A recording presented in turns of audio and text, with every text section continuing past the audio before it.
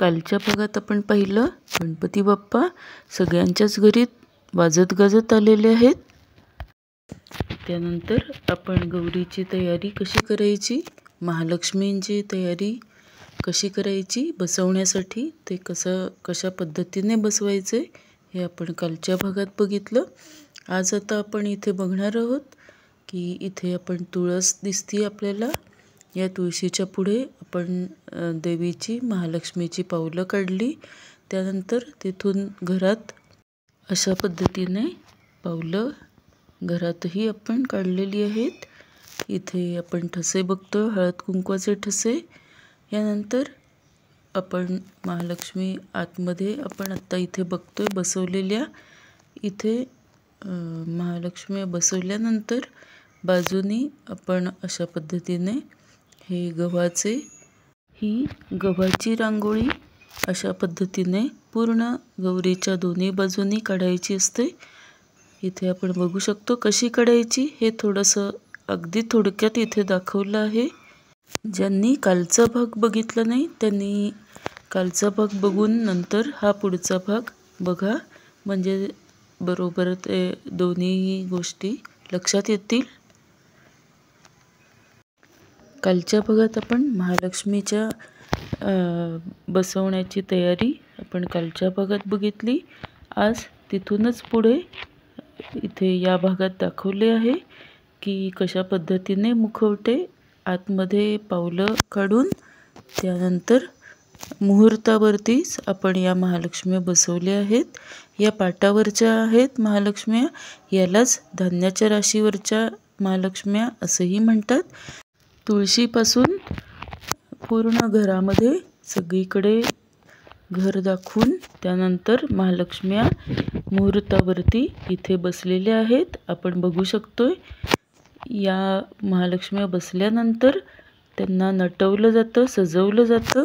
इथे आपण आत्ता बघतोय हे महालक्ष्मीचं बाळ इथे तयार होऊन हे महालक्ष्मीचं बाळ बसलेलं आपण बघतो. आता अशा पद्धतीने नारळ ठेवून त्यावरती कुंची घातली जाते आणि ते छान नटवून ते महालक्ष्मीच्या समोर ठेवलं जातं.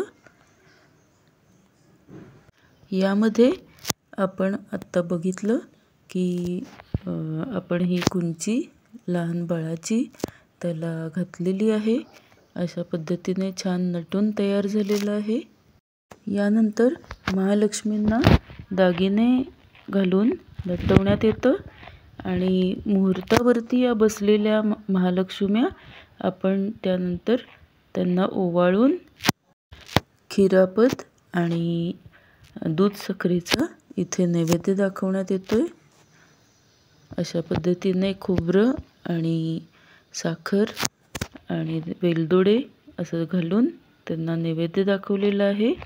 इथे आपण गौरी बसवल्यानंतर आपण तिथे बाळ ठेवलेलं आहे, आपण बघू शकतोय.